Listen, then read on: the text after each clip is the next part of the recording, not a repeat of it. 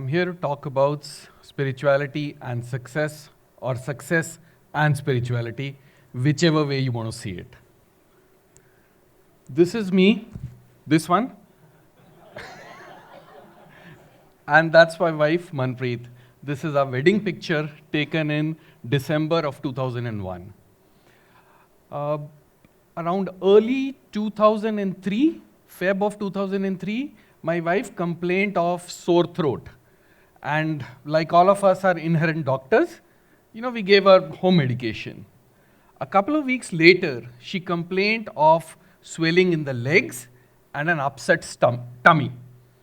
We went to the doctor, he ordered some tests, and in March of 2003, she was diagnosed with something called nephrotic syndrome. What is that? It's a kidney-related disorder where you pass protein from the urine, right? The kidneys are not working properly. The standard medication for nephrotic syndrome all across the world is two things. A medicine which reduces your body immunity, it's called immunosuppressant, and steroids. Now, in today's day and age, you understand what immunosuppressant will do. You also probably know steroids are not good for lifestyle, for a long term, any which ways. So she was put on a regime of steroids and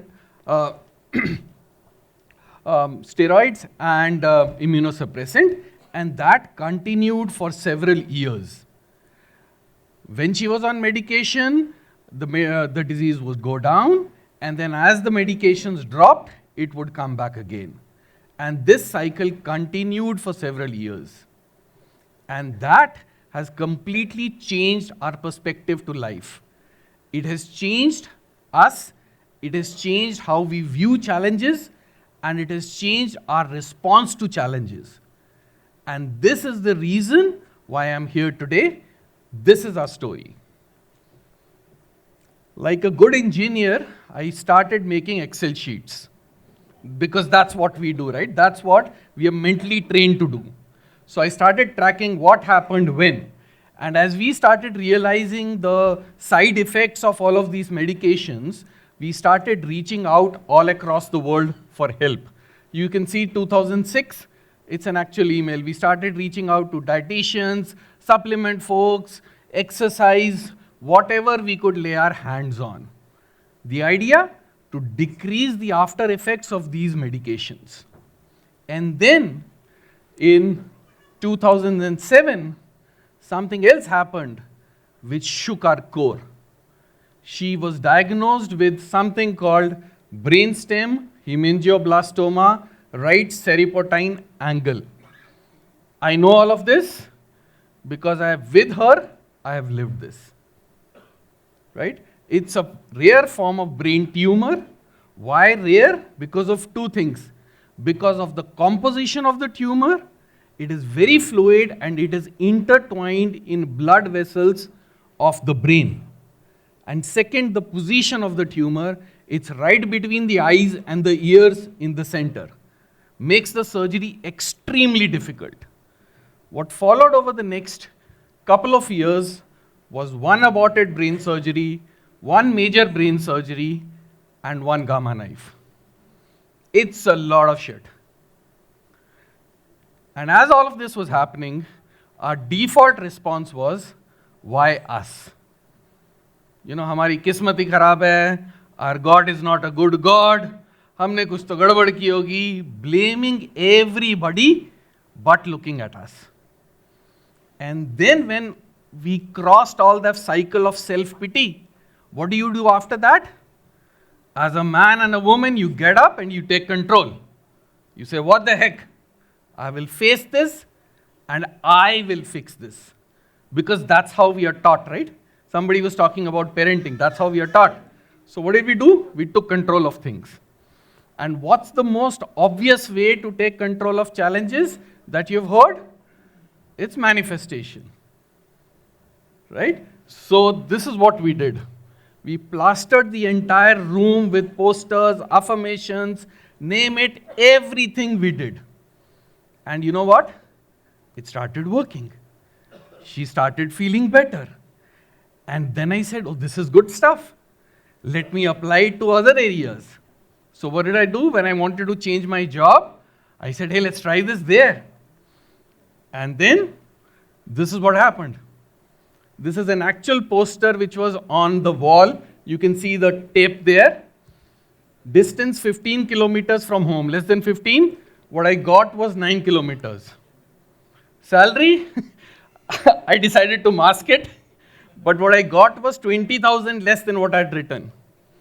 Independent role, I was the only DevOps engineer on the same team. Boss in US, boss in US. Laptop and broadband ambassador, remember, reimbursement, this was 2010. Stuff was expensive.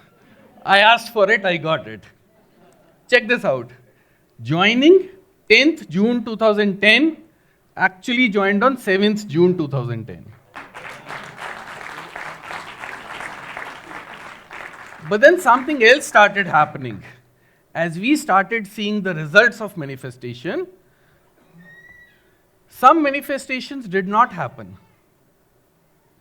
No matter how hard we tried, no matter how much emotion we put in, no matter how much positivity we kept, things just were not happening. Some of them were not happening.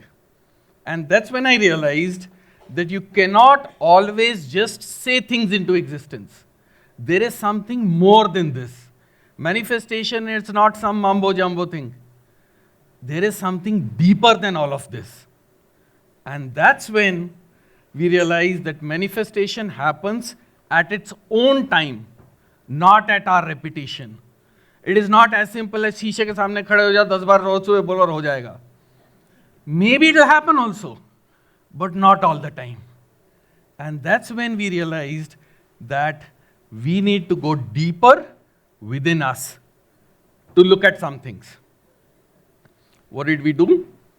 We started studying meditations, we started doing different sorts of modalities, we learned about breath work, we learned about stillness, we learned that the moment we can still our physical body, this chatter up here also goes down automatically. Then we started thinking about conscious living, being aware of what is going on in our lives every single day, every single minute. We started speaking our truth, and we started being true to who we are at our core. And along this journey, we realized that when the student is ready, the teacher always appears. We also changed our lifestyle a little bit. We stopped getting newspaper at our home. For over 15 years, we have been a newspaper-free house. We don't watch TV. We have cut out the cable subscription. Of course, we have the Netflix and the Amazons. We watch very selected movies. Now is a time where we are watching all Christmas movies with my daughter. We do all of that. We stopped, we regulated social media. We kicked out a lot of unnecessarily nonsense and garbage from life. And what we got in return was clarity of thought. We also learned about a snap technique. Can everybody do this? Snap. If there's one thing you can take away from this talk, it is this. What is this?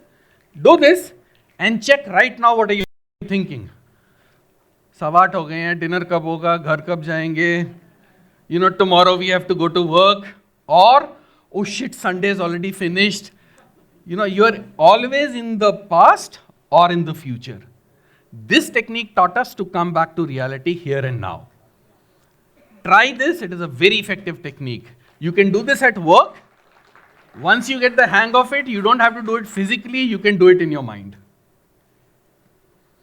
We realize spirituality isn't something you do twice a day, an hour in the morning and 30 minutes in the evening.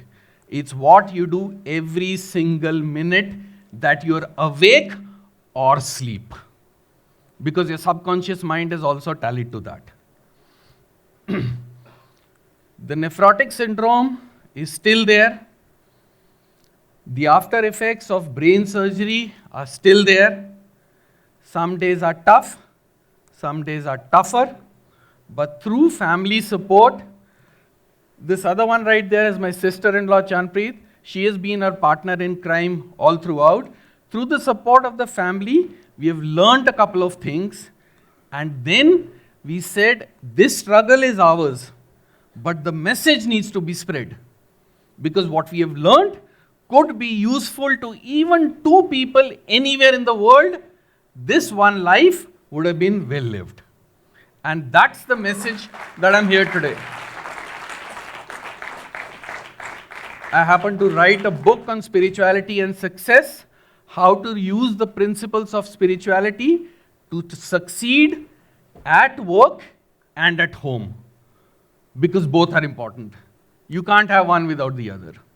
I also run a YouTube channel where I merge technology and spirituality. Because I can tell you our workplace needs a lot of spirituality. How many agree with me?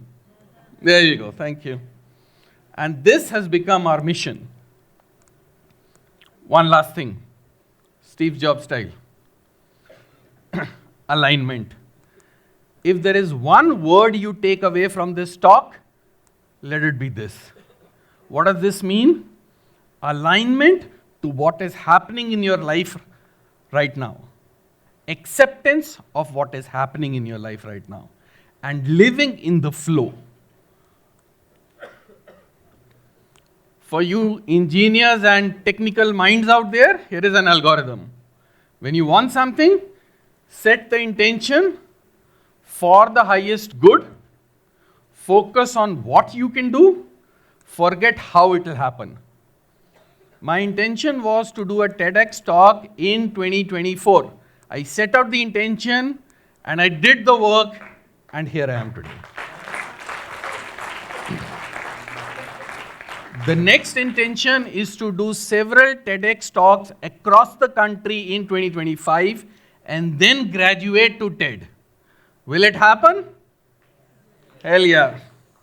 Will it happen in 2025? I don't know. Will it happen in 2026, 27? We'll see about that. It's a story of taking control. I will do it. To aligning with the universe, God, higher power, whatever you call it, to going to spirituality and success. Thank you very much.